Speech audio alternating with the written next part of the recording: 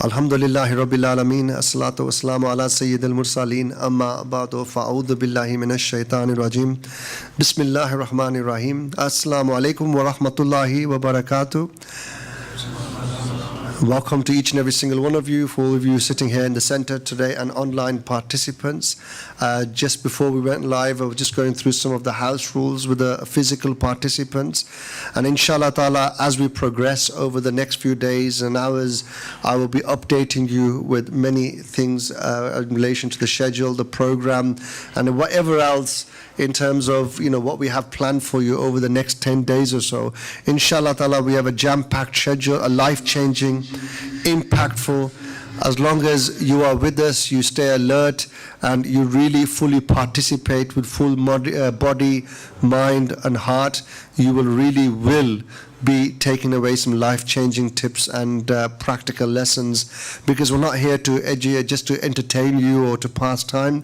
We want to change your life, inshallah, and you will see how we will be able to do that. Because time is short now between now and Maghrib, I would like to hand over to Imam Qais, who will be leading the next session up until Maghrib regarding the do's and don'ts and the fiqhi misals, conditions of Itikaf. So without further ado, I hand over to Imam Qais.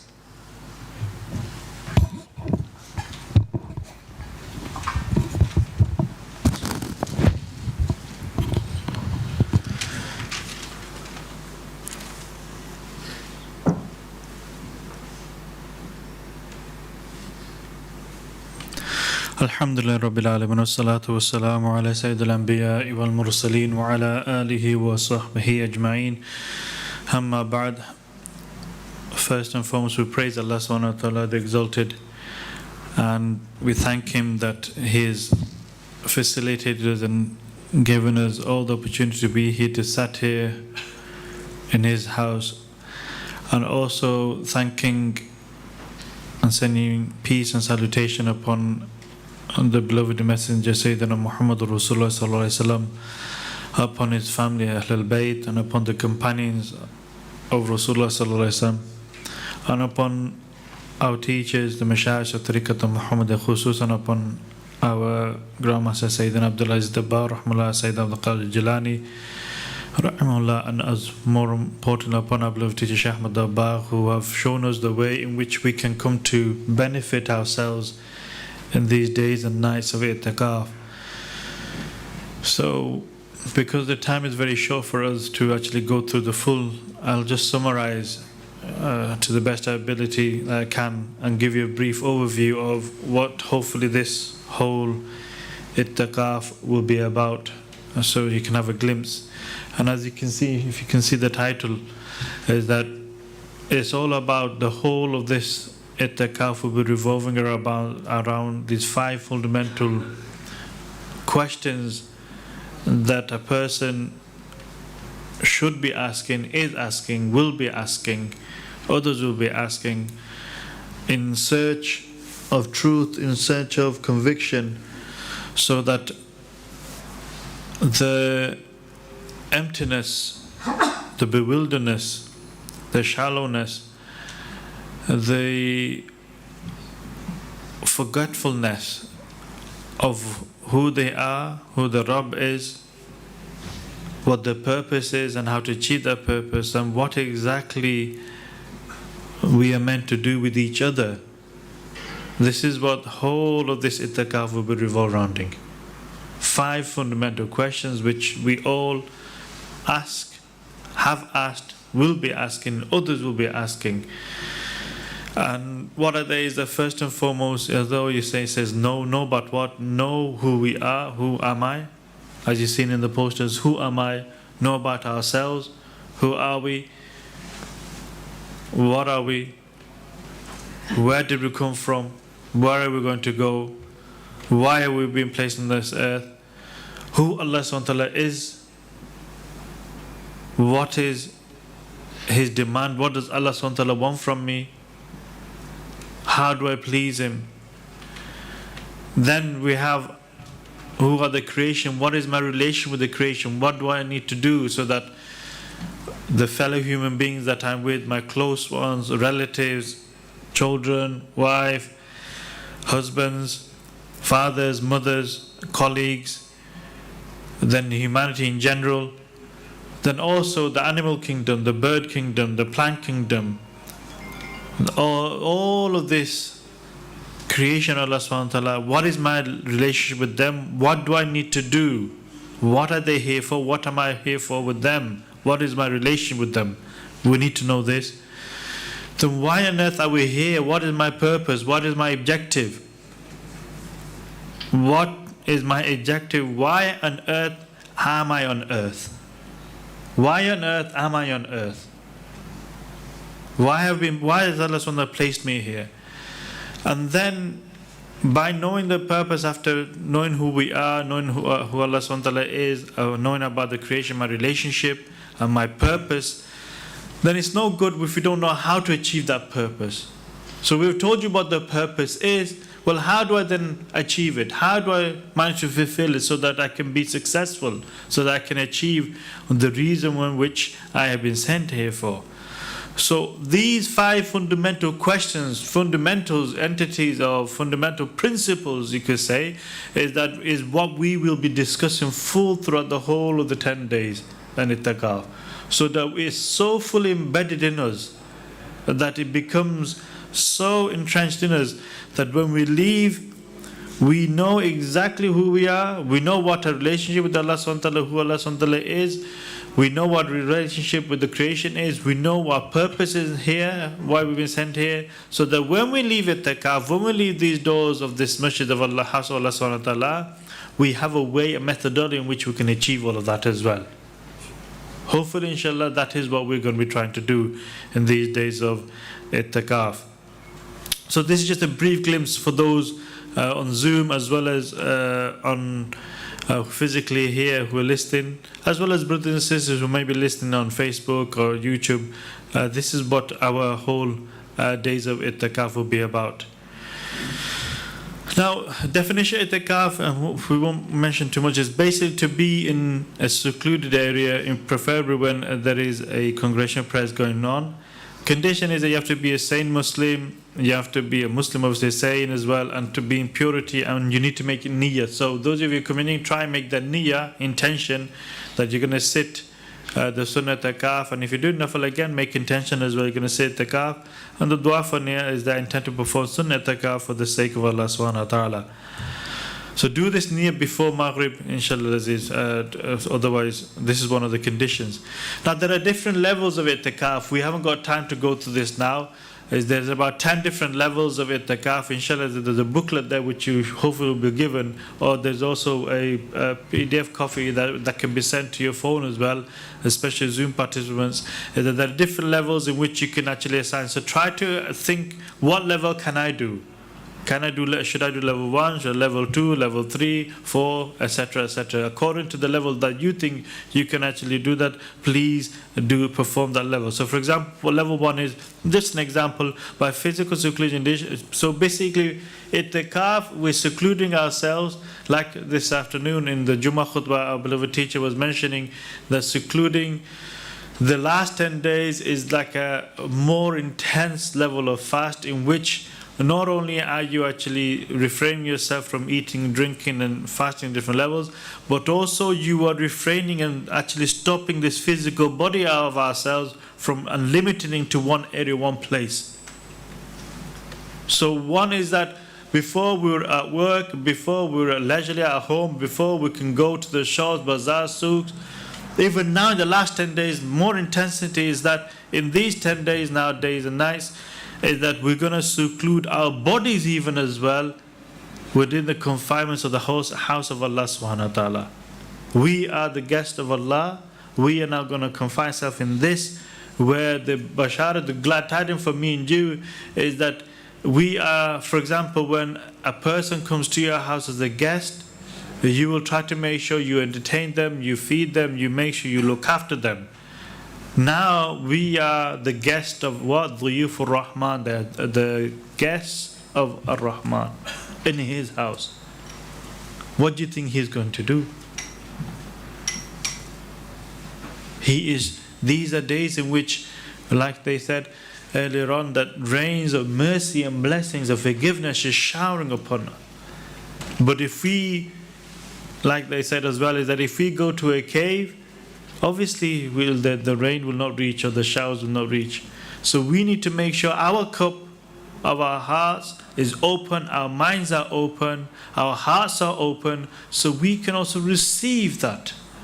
So any perception, any ideas you have, what I want you to do is leave it. There's the door, leave it. Chuck it out, be open-minded, open-hearted, and try to actually be benefit in which whatever the asatidhas, whatever Shaykh Dabbagh will be saying and uttering, inshallah Aziz.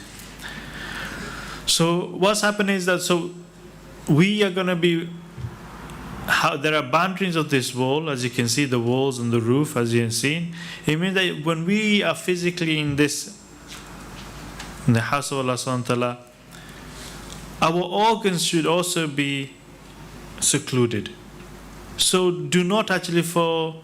There are limits. So in terms of your tongue, your eyes, your hands, your feet, your private stomach, keep them, also be vigilant and try and make sure that with these organs of the body, try not to harm anybody else as well. So here you'll be sitting, sleeping, eating. Look after your fellow colleague, look after your brother, look after your uncle, look after your son.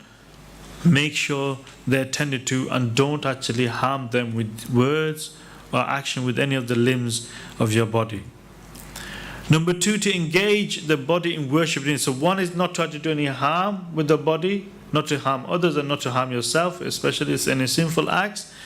But now, because we're secluded, now we're going to engage the body in doing worship and ibadah. Worship and ibadah, meditation, dhikr, throughout the day, different from the dhikr. Sometimes you'll be listening to nasihah, sometimes you'll be doing question and answers, sometimes you'll be doing activities, sometimes you'll be doing recitation, sometimes you'll be doing dhikr, sometimes doing meditation, so sometimes you'll be praying. It's like all forms of worship, alhamdulillah, summa alhamdulillah, you'll be busied.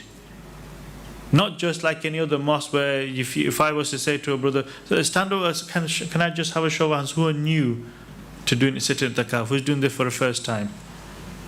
Okay. So brother, what is your perception of itikaf?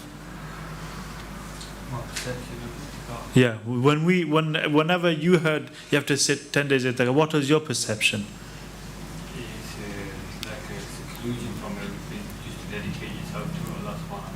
Yeah, and what idea do you normally have? Of itikaf? Yeah. Me personally, I would learn as much as I can. Okay, mashallah. From the experience. Okay, brother behind you, when we mention itikaf to you, what comes to your head? What do you normally associate it with? Focus Okay. and eliminating distraction. Okay, mashallah. Brother behind you, when we mention itikaf, what comes to your head? Normally when you see people doing itikaf, when you heard about it. Mostly just logging out the world and just focusing on yourself, finding your purpose in life. MashaAllah. Excellent answers, MashaAllah, very, very good. So here is that, just put your hands up who are completely new again, raise your hands again who are doing it the first time. So what I want you to do is that, exactly what you've been saying is that, make a mental map, inshallah, as Ustaz Usman and others will be going through this as well, is that what is it that you'd want to achieve from this itikaf? Just have a notion in your head is that I'm going to be sitting for the full sunnah itikaf for the next 10 days. I want to achieve something. You're not just here for the sake of being here. I want to achieve something. So have that in your head is that this is what I want to achieve. And if you want to discuss with any of those asatidhas who are here, you can go and ask them, is that this what I achieve? Is there a way in which I can achieve that? Okay? Some of you are saying focus, some of you are saying that we're learning about purpose. Inshallah, these things will be discussed as well. So have that, and inshallah, after the 10 days, then revisage and see, did you actually acquire that? Or did you acquire more, or did you acquire less? Okay, so it's important you set those goals at the beginning. Sometimes maybe those goals are maybe less, maybe you can have more. Okay? So here you'll be busy in worship. Number 3, level 3 of itikaf, what you can do is the purpose of itikaf to seclude from worldly distractions and tune yourself to connection with Allah Almighty. Whilst we may have stepped outside of the world, we easily can bring the world into us with the most. How? Mobile phones. Mobile phones are the biggest distraction. So if I were you, is seriously, if you really want to disconnect from the world and connect with the Creator, what I suggest you do is phone, hand it over to the admins. Hand it over to the admins, and when it's necessary, for example, at Sahri time or maybe at Iftari time, you've got a few minutes, you want to call somebody or you want to find out, by all means do that. But other than that, really, this can be used for good, but it can also be used for bad as well, with anything. Money you can actually use to spend in way Allah subhanahu wa ta'ala and provide for the family, or you can use it in gambling. There's nothing wrong with money as such. There's nothing wrong with the phone as such or internet as such. It's how you use it. And if we are weak, and if you're saying you want to connect, hand it over. Leave it. Hand it over. Really, really focus. So disconnect from the world and connect with Allah subhanahu wa ta'ala. That is what really number 3, level 3 of itikaf is. So these are just some levels of itikaf. Again, you can consult the book and the pamphlet for more levels. Very slowly itikaf, fiqh masalas, roughly, quickly, you don't need to worry so much about it. It's not necessary for you to remain quiet. This is one thing that people think, that we have to be silent, don't talk to anybody, no, it's not necessary, you don't have to do that. That are they disliked. So once you speak of good things and abstain from arguments or futile talk, or sinful talk especially. It is recommended that during itikaf to perform the amals, which inshallah we'll go through in the booklet that should be given to you. If without a valid reason one leaves the mosque, even for a little while, intentionally or unintentionally, the itikaf will be broken and you'll have to make qada, repeat it. So the boundaries, for example, when you walk, inshallah, maybe the brothers will show you, demonstrate to you. If you go through this door here, then there is a toilet on your left hand side. That is a boundary. That is like, you need to make intention. So for example, if you're hajat, you need to use the toilet, there's a necessity to use the toilet, you make intention, leave, perform whatever you need to perform, and then come back again. The other boundary is what? The double doors, the 2 double doors you saw at the front where you come in, that's another boundary. So the toilet doors to this side, double doors which is at the front, and then there's another door near the staircase which leads to the showers, as well as there are a couple of toilets there as well, but showers as well. That's also a boundary as well. So these 3 points of boundaries you need to be aware of, that you can't leave without a valid reason. And what are those valid reasons, inshallah, we'll mention to you in a bit. So otherwise you'll have to do qadha of it. If one intends to observe the sunnah itikaf during the last 10 days, you need to be here before Maghrib, before sunset. If one is physically forced to leave the masjid during the itikaf, then his itikaf is invalidated. If one leaves the mosque for a valid reason, but on the way he's detained, this is for those people who have to go and get some food, nobody's there to get some food, or they have to go to a Jamaat area or Jummah where there is no Jummah, then his itikaf will be invalidated if he actually gets distracted or detained. One may leave. What is the reason you can leave those boundaries? One, if you need to relieve yourself. If you need to do wuzu, if you don't have wuzu to do that particular act or amal. For example, you need to pray, you don't have wuzu, then you're allowed. However, if you have wuzu, normally it's nur upon nur to do wuzu. Here, you don't need to, you shouldn't go, you're not allowed to go. Is that clear? Is that if you have wuzu and you just want to do fresh wuzu, that is not a valid reason for you to leave the boundary. So do not go for that reason. To make wudu, if one needs to do a fard ghusl or wajib ghusl, or if your body is overly sweating and is smelling and is itching, by all means go, make the intention, have a ghusl, and then come back. To get food if there's no food provided. Alhamdulillah, we have full food service and khidmat team there for us. Jummah, this is not really valid for us. It doesn't necessarily matter because we're going to perform Jummah here. If one wants to guard the boundaries of the mosque for any other reason, or that for a valid reason mentioned above, i.e. such as brushing your teeth or having a necessary shower, for example, same as wuzu upon wuzu, then it will be not correct. So for example, if you need to brush your teeth, you just add food. There's a sink there outside near the staircase, you can use that sink. If not, what you do is that if you haven't got wudu and it's time for fajr, you want to pray fajr, you want to do some tahajjud, whatever, then what you do, go, take your toothbrush with you, make the intention before you enter the toilets, and then brush your teeth or relieve yourself, and then brush your teeth or do fresh wudu and then come back in. That's how you do it. You're not allowed to perform, that's also not necessary for us to mention. I've also mentioned that if you didn't say to wudu, you didn't need to wudu again. Virtues of itikaf, literally 1 minute, is that it's sufficient to say that Rasulullah sat itikaf. That is the most, for us, the most beloved act is the fact that Rasulullah sat itikaf. But nowadays, as you know, to go to Hajj or Umrah is very expensive. Especially Hajj, they say, is looking at about 8,000, maybe 9,000 pounds per person. So it's a lot of money. If there's a whole family of you going, that's nearly 20,000 pounds or so. So this is the beauty of the deen of Allah subhanahu wa ta'ala and Rasulullah sallallahu alaihi wasallam, is that if a person sits full itikaf, sunnah itikaf, last 10 days of Ramadan, he will receive the reward of 2 Hajj and 2 Umrah. Qabul Hajj and Umrah. 2 Hajj and 2 Umrah. Let alone that, if a person who sits itikaf with firm conviction, and that is religious worship and intention with that is the sunnah of Rasulullah sallallahu alaihi wasallam, he has hope and receive reward. All his past minor sins will be forgiven as well. So it's such a blessed act. Said the fact that the sunnah is blessed, but the fact that you're going to be actually have 2 rewards of 2 Hajj and 2 Umrahs, even more virtuous. So now here, so do you want to go now? Yes. 1 more minute. I mean, do you want them to go now, or do you want 1 more minute to carry on for 1 more minute? He's saying that fasting will be 1 minute. Okay, so I will stop now, inshallah Aziz. So now, if you like to kindly make yourself way up, or inshallah we'll get Brother Zafar to actually make the land. So if there's any question that you have still regarding itikaf, by all means you can see ourselves, any of the asatizahs, and you can maybe ask this to even our teacher as well, when we've got a question and answer session as well. Jazakallah, you know, it's not fair again on Imam Qais to be delivering such a wide topic in such a short space of time. But we're here now for the next 10 days, so inshallah a lot of things will be clarified and answered as we go along.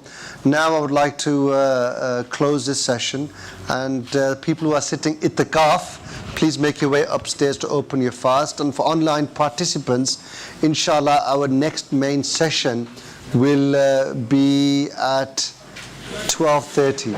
Inshallah, 12:30 a.m. will be our next session.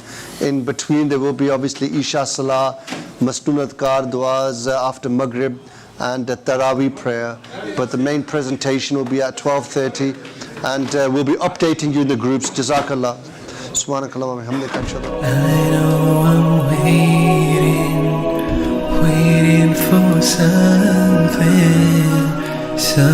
to happen.